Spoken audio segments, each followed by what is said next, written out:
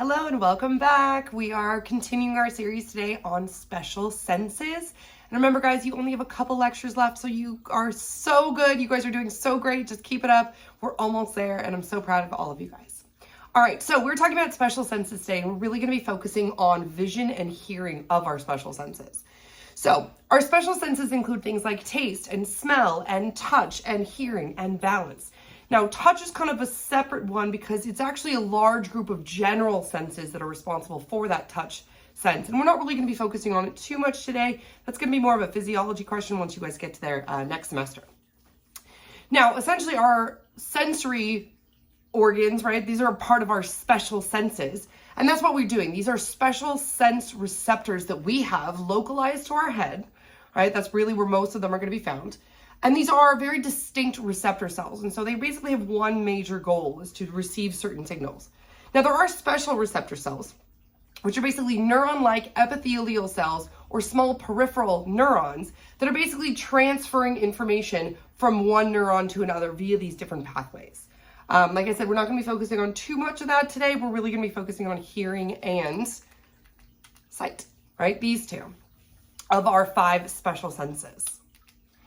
Now, starting with vision, we do have, it is a very dominant sense in the eyes. I mean, we use our vision all the time, absolutely every single day. In fact, your eye is one of the strongest muscles in the entire body because it's constantly doing this, and it's constantly refocusing, and it's constantly looking around, and it's constantly taking in information and sending it to the brain. So your eyes are working overload constantly every single day. That's how you're watching this video. Hey.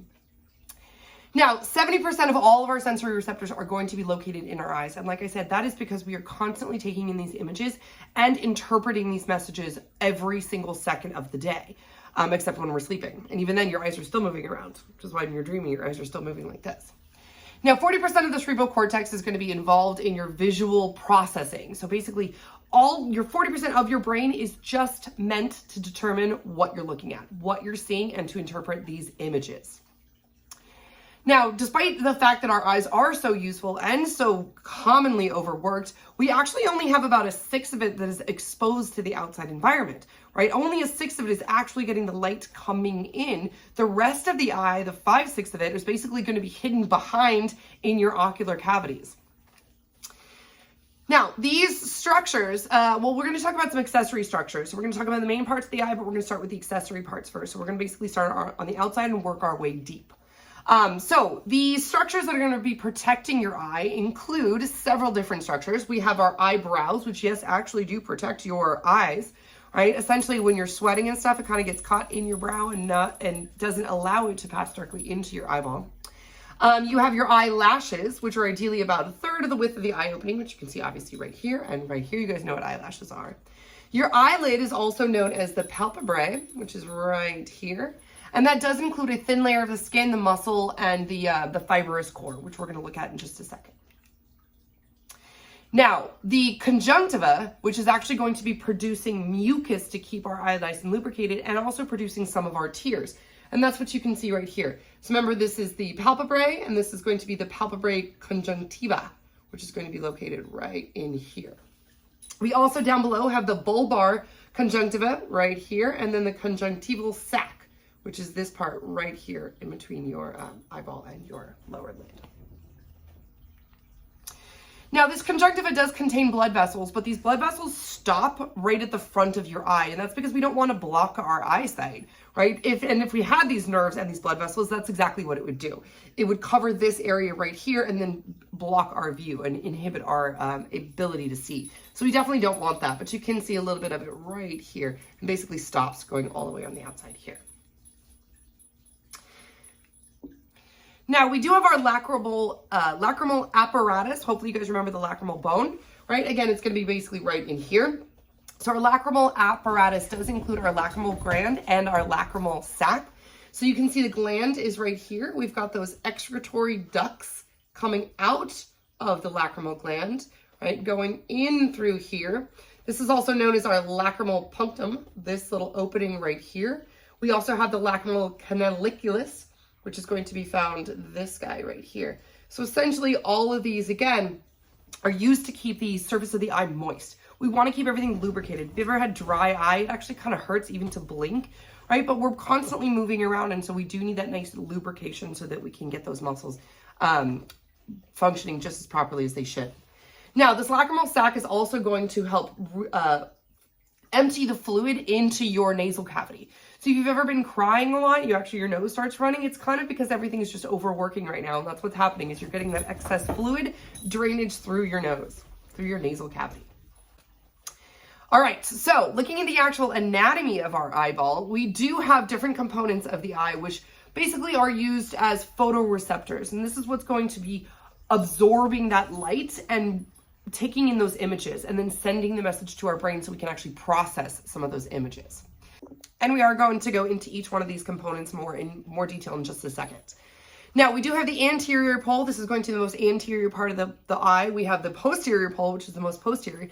And we do refer to them as poles because you can kind of think of it like the globe, like the North Pole and the South Pole. That's basically a way to orient ourselves when we're talking about these spheres, which is kind of hard to orient because it's a sphere. You can't say the left side or the right side because it's a sphere. So we assign poles to them so we can kind of get that orientation.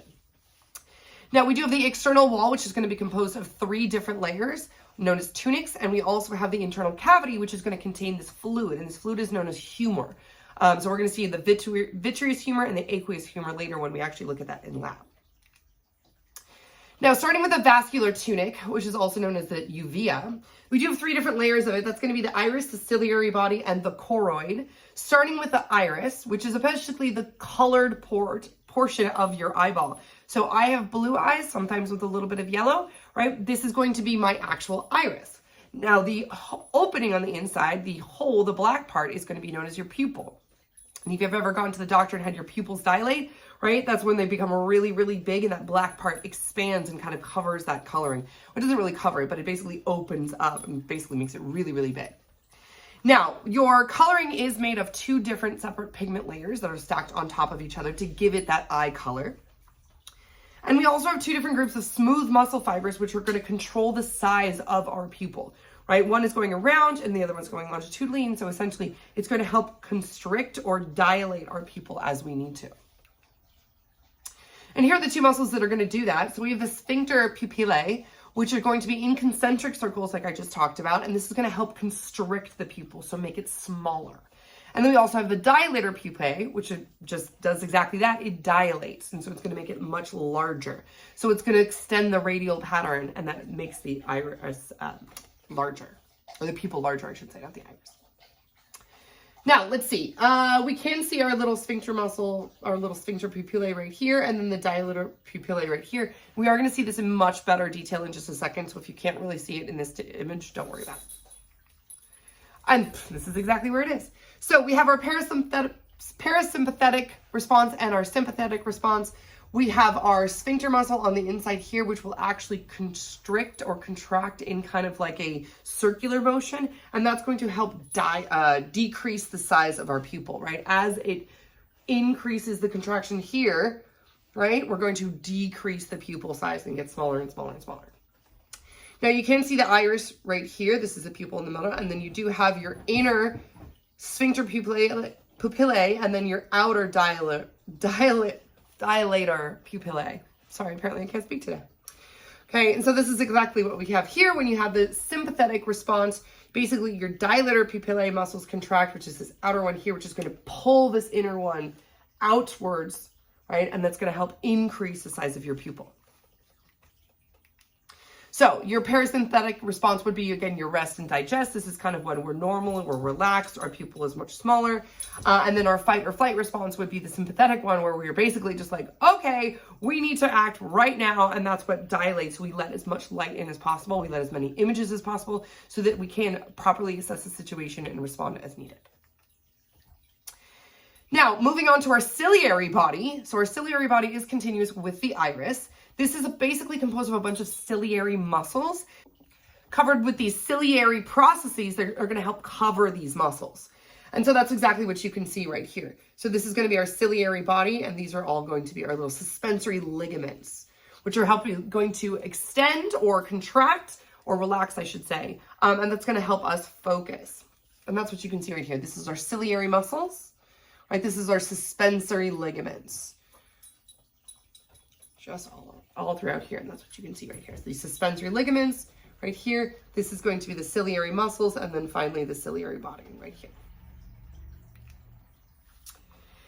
Now, moving on to our choroid. Our choroid is the most posterior region, and it's going to be black in color. Very easy to identify the choroid. It is this dark, dark black color.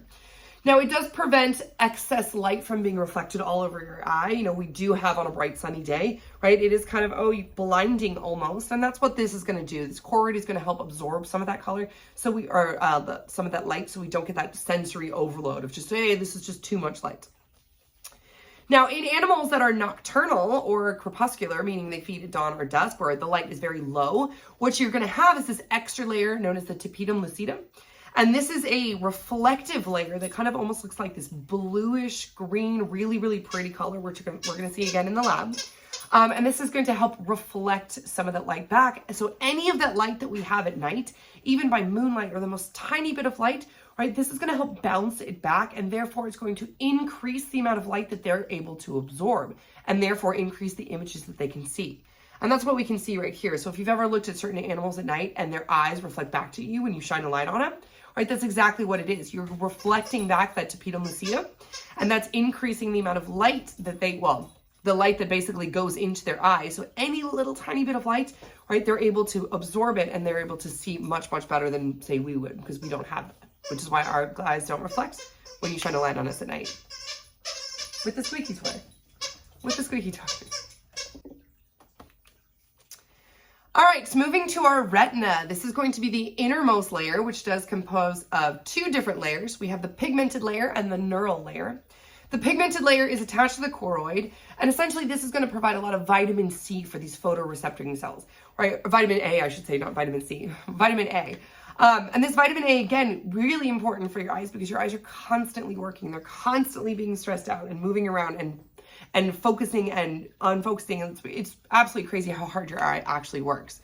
Now, this is also very important for transporting nutrients and oxygens. Remember, if these muscles are constantly working, they're going to need lots of nutrients. They're going to need lots of oxygen. They're also going to need lots of waste products to be removed. Right? And so this is another thing that the pigmented layer is going to do. It's going to provide sustenance to these cells as well as removing any metabolic waste that these cells are producing as they're constantly being worked.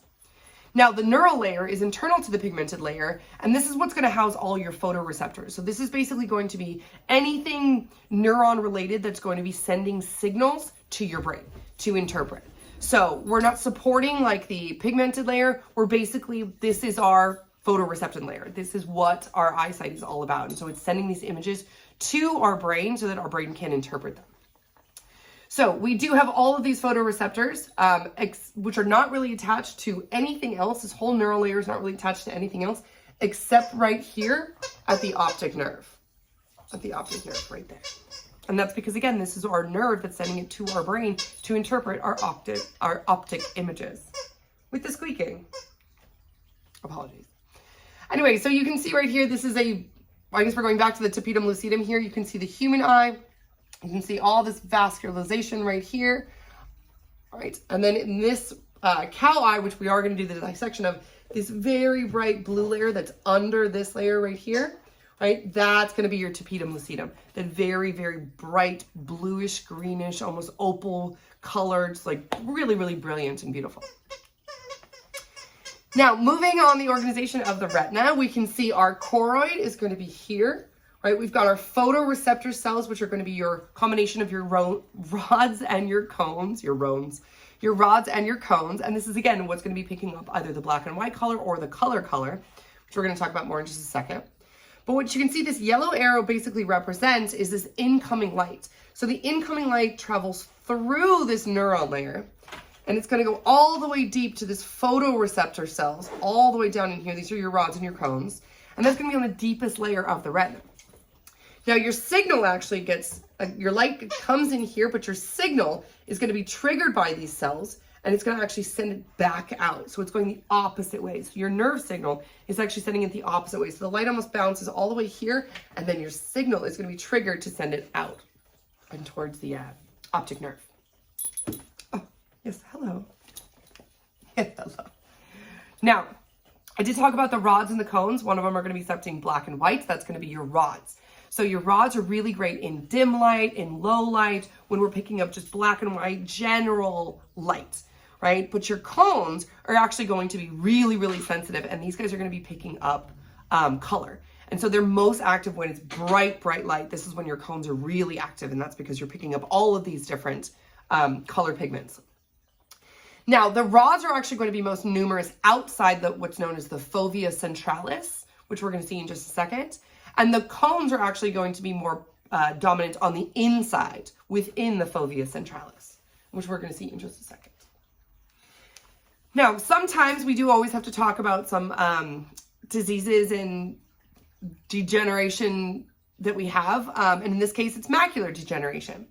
So in this case, you have a loss of these photoreceptors and a thinning of your pigmented layer in your macula. So this thinning of the layer can actually cause distorted view, and it actually kind of hinders part of your vision. And that's what you can see right here. This is known as Amsler grid. And we basically have an Amsler grid with normal vision. You should see just a normal grid with a tiny little black dot here. If you have macular degeneration, what you see is kind of this warped vision right here, this dark spot, and it kind of starts to warp the image. And that's when you start to get fuzzy images. You start to get blurred vision. Can be caused, and it eventually can lead to blindness, but it can be caused by things like smoking and diabetes and infection and hypertension and trauma. I mean, lots of things can cause this macular degeneration, which is very unfortunate because, our vision, again, is a huge, huge commodity to us every single day. And therefore, if it is partially hindered, it can cause some serious problems. Now, we can slow this with the with laser procedures, but it cannot fix your vision. So even though we can kind of slow it down and we can stop the progression of it, you're never going to get back your true original sight. And that's because we just don't have the technology yet to go in and really fix these things, which is, again, very, very unfortunate. All right. Now, let's talk about how we can actually absorb this light and how we can actually see these images. So what we have is we have our cornea, which is on the outside here, right? You have your pupil here, and you have your lens behind that. What's going to happen is as light passes through the cornea, it's actually going to bend the light a little bit as it's entering the eye. Now, you also have the lens, which is also going to help bend the light just a little bit. But as it moves through, right, the center region, we're actually not going to be bending the light at all because it's moving through this, what's known as aqueous humor, which is, again, that liquidy part on the inside of the eye here. Now, it doesn't bend it here, it bends it here and here a little bit, but then the image does not bend as it passes through here, but it is focused, and it does get focused on that fovea centralis, which is what I was talking about, which is basically the center of your focal point, which is going to be back here, right here on the retina. So if we are looking at something that is slightly farther away, you can see that the distance between the image and our eye is a little bit distinct and far. And so what happens is we actually have our lens that is flattened a little bit. And so it basically gets stretched this way. And so what it allows for the entire image to come in here and get flipped. And it actually gets flipped a couple different times. And so when the end result comes out here on our retina, it's actually inverted. So this is known as a reflection. So we're looking at a reflection of something because we're actually getting a rotation of it. And so this image gets reversed, just like if you were looking at a reflection in a mirror. Now our brain automatically flips it back upside down. So even though this image does hit our retina upside down, our brain is then going to take that image in our head and immediately flip it upside down. That's why we don't see upside down, because that would be not useful, right? And very dizzying. Now, when we're looking at something much closer, what we have is these guys actually start to contract, which makes your lens bulge a little bit. And so it's like that kind of squashed bean. Instead of a stretched bean, it's more of a squashed bean. And what's going to happen is you have these divergent rays, which are very, very close. And therefore, this bulging is actually going to allow the flipping of the image much sooner than this one right here, because this is much, much farther away. And so this one kind of flips it real quick because we're looking at something so much closer to our actual eyeball. Now, to fix this, say if you are nearsighted or farsighted, and before I got LASIK, I was nearsighted, so I would be considered a myopic eye, and because I could only focus on things that were close to me, not far away. Now, LASIK has corrected that for me, yay, but if you don't end up getting LASIK, which I highly recommend, then you can use glasses, and glasses are actually going to help fix your focal point. And so what you can see right here is the focal point is actually, right, too far away. It's supposed to be back here, right? But it's not. It's actually your focal point is way up here. And so that's why you don't actually see things correctly, because your focal point is off. You're actually not seeing the image where you should be in your eye. So your eyeball is actually a little bit too long.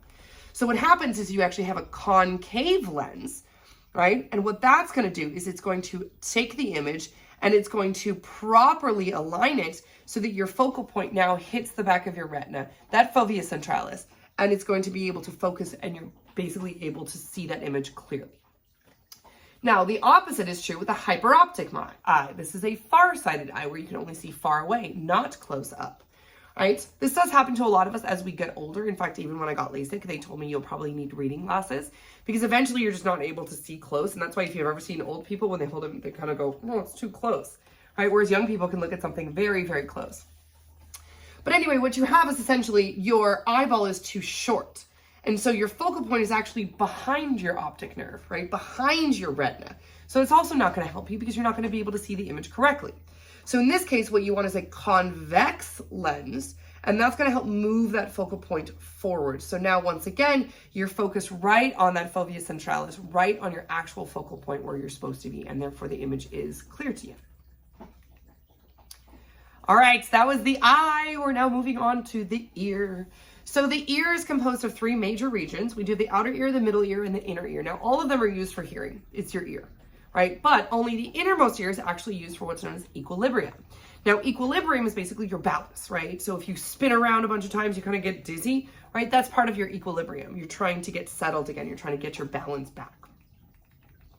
So again, we have our external ear right here, we have our middle ear right here, and then finally we have that internal ear, also known as your labyrinth, right? Because it does kind of look like this maze that you start winding your way through, like a labyrinth. All right, so let's get into some ear anatomy, some external ear anatomy, and we'll work our way in. So this outer ear right here, the flappy part, this guy, is going to be known as your auricle. Your auricle essentially is also known as your pinna, but it's the fleshy part of your ear. It's basically just the part that hangs out here, all this cartilage that's hanging out here. Now it is going to funnel inwards. Now this funneling inward is not only going to help direct the sound, but it's also going to help protect you, right? You don't want sound blaring into you. This is how you can get ruptured eardrums and stuff like that when the noise is just too much. And so this funnel shape is also going to help protect your ear and direct the sound waves nice in here to your tympanic membrane, which is your eardrum. Now we do have an external, I should say, acoustic meatus, which is basically this bony tube, and that's going right through here. So it's going to be funneling that sound inwards right here. And like I already mentioned, we do have this tympanic membrane, which is known as your eardrum, and that is going to vibrate when the sounds hit it, and that's why you can actually, it's going to be what you hear. And we're going to talk all about that in just a second. But it does also trigger these little hair cells. Now, we actually do have some hairs at the external openings right here, and this is going to help protect us because, once again, opening to the external environment, you gotta have protection. Okay, so the hair is going to help trap foreign objects. We also have earwax, same thing. You don't want anything floating in there. You don't want dust, debris, bacteria, anything getting in there. So the hair and the earwax is both gonna be used just like your nose as protection, right? To keep things out of what shouldn't be in there.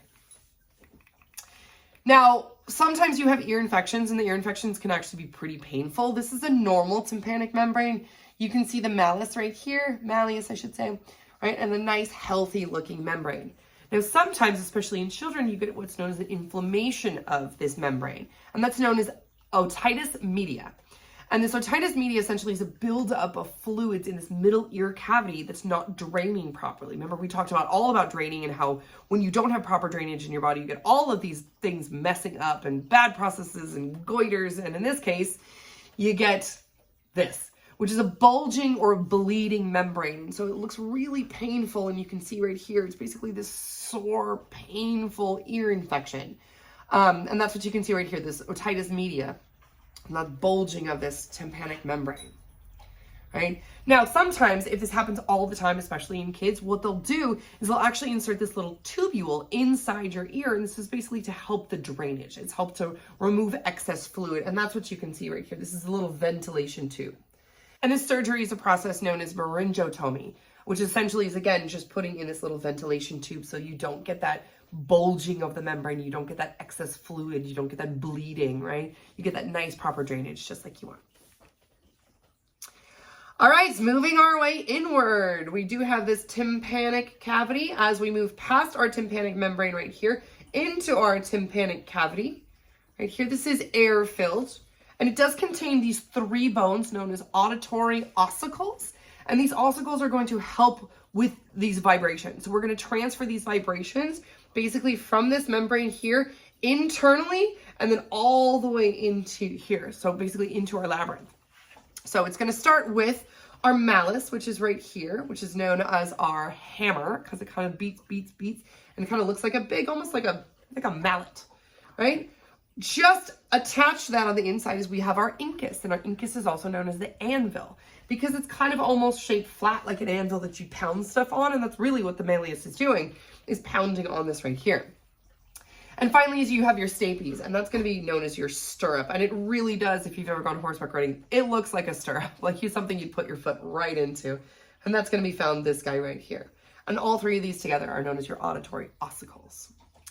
Now, your stapes does sit again, your stirrup does sit right up against what's known as your oval window, which is your opening to your inner ear.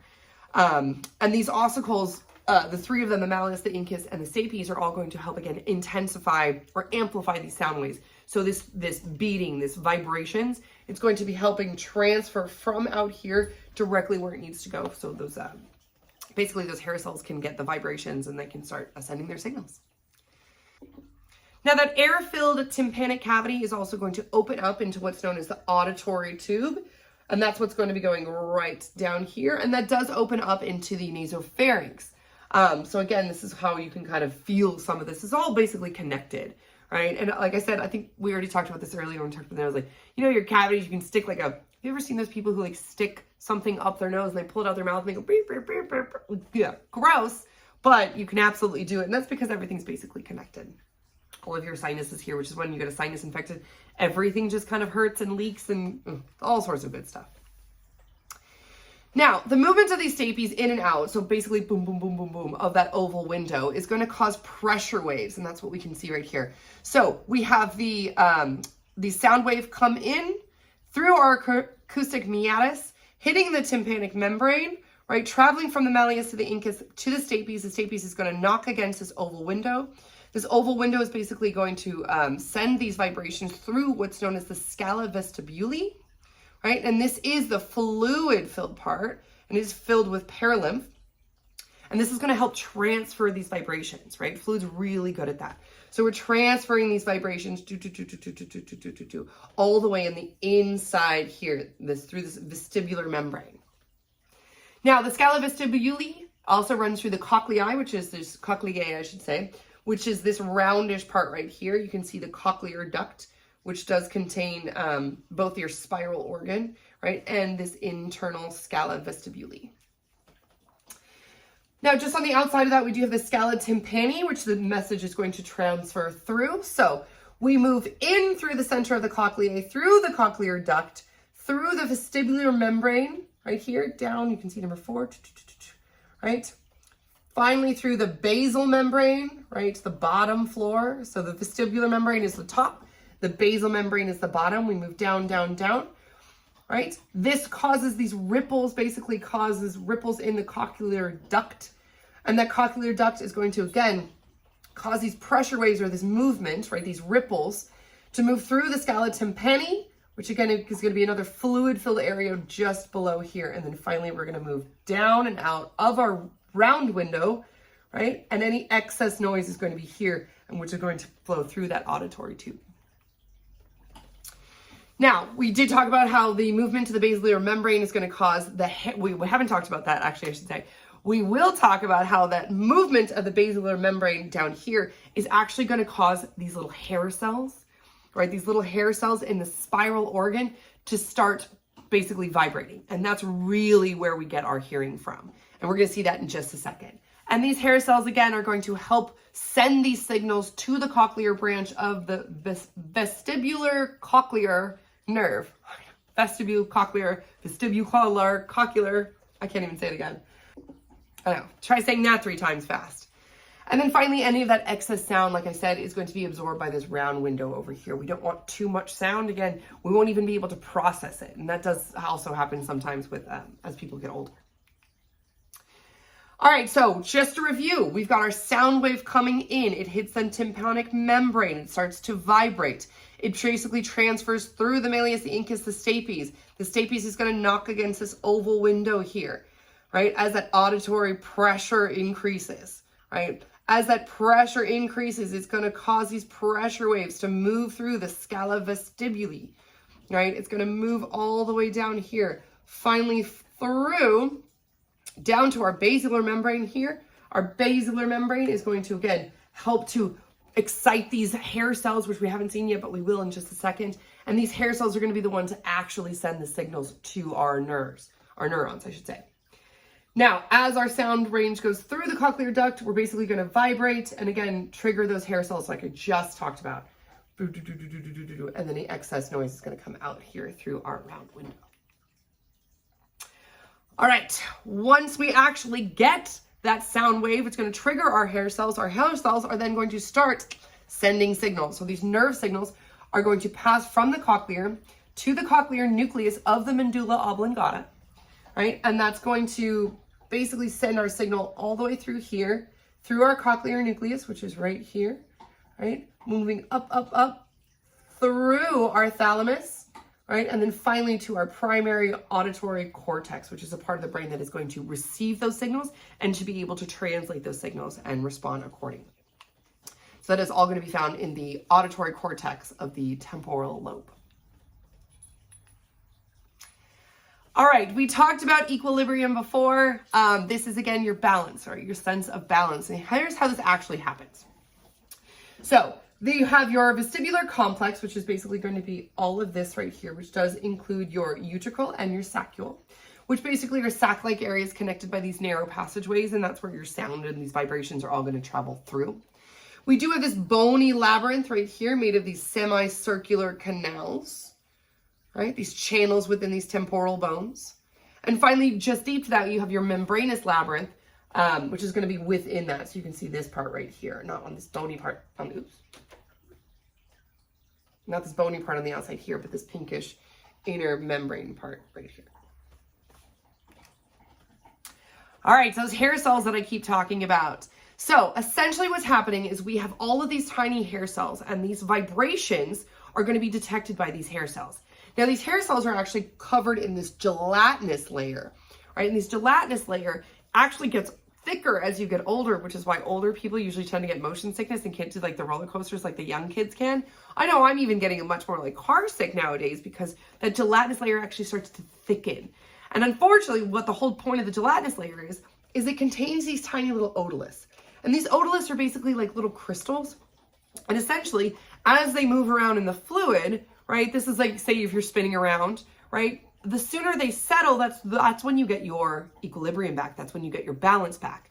But if that gelatinous layer starts to thicken, right, those little crystals can't really settle down as quickly. So instead of falling straight down and being like, oh, cool, I have my balance back, now it's more of like, oh my God, I'm still dizzy, I'm still dizzy, I'm still dizzy, I'm still dizzy. Oh, okay, I'm okay now, right? It takes a little bit longer.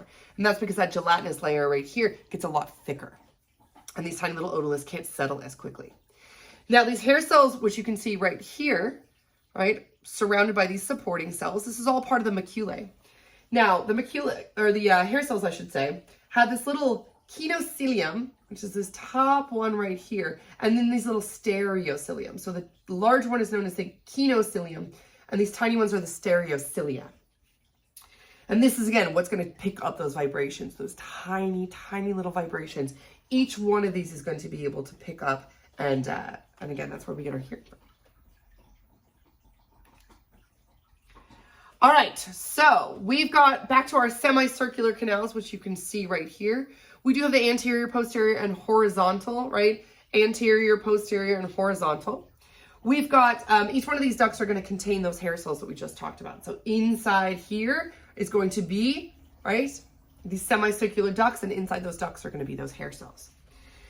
Now, we do have our utricle, which is this part right here. We do have our saccule, which is this little guy right in here. Both of these are considered the vestibule. And then finally, we have our central nerve going right here. That's what's actually be going to our brain, sending those signals that we just talked about to that medulla oblongata and then that temporal lobe. Now, we did talk about how this semicircular ducts are basically snaking around. That's like semicircular. They're kind of circulating and coming back. But we didn't talk about the membranous ampullae, which are going to be located within the bony ampullae. And this is going to house a structure known as the cristae ampullaris. And this guy is going to contain a bunch of these receptor cells of what's known as rotational acceleration. And so these guys basically are going to be supporting all of these semicircular canals, all of these hair cells to basically allow us to be able to interpret these different signals. And that's what you can see right here. So inside our membranous labyrinth, all throughout here, we've got our endolymph right here, internal lymph liquid. And then you've got your ampullae cuprae right here, right? And this part right through here is going to be that crista ampullaris like I just talked about. And this is going to be able to help us with not only balance, but hearing, and really more so balance than anything with this guy, because this is located inside here. And so you can see these tiny little hair cells that we just talked about. This is a hair bundle, right? All of these top ones are the kinociliums plus the little stereociliums that we just talked about. We have our supporting cells surrounding, and then these are the fibers of our vestibular nerves, right? Found in this vestibule and going to be sending our signals again to our brain. So, like I said, what happens when you spin around? You stay still. This guy is nice and straightforward. He's nice and upright, right? You can see this nice fluid and here, this endolymph, right? As we start to spin and spin and spin, the flow of the endolymph, because of centrifugal force, is going to be pulled outwards. So as you're spinning, spinning, spinning, right, the force is going to pull you outwards, which means it's going to pull the fluid in a singular direction, causing this guy to kind of bend over. So this rotational acceleration, again, causes this guy to bend, right? As you stop, what's going to happen is that fluid is going to rush back, and it's going to cause it to go boom. It's going to kind of move it backwards. And then you're going to kind of get that settling out eventually with it ending up right back in upright. And that's it, guys. That was Special Senses. Like I said, we really only focused on hearing and vision today. Make sure that you guys pay attention to all your vocab lists on the Canvas site, as well as everything that we're going to be doing in the lab, like the cow eye dissection, which is going to be really cool. So you guys are going to like that. Guys, we only have 2 more lectures left. It's the central nervous system and the peripheral nervous system.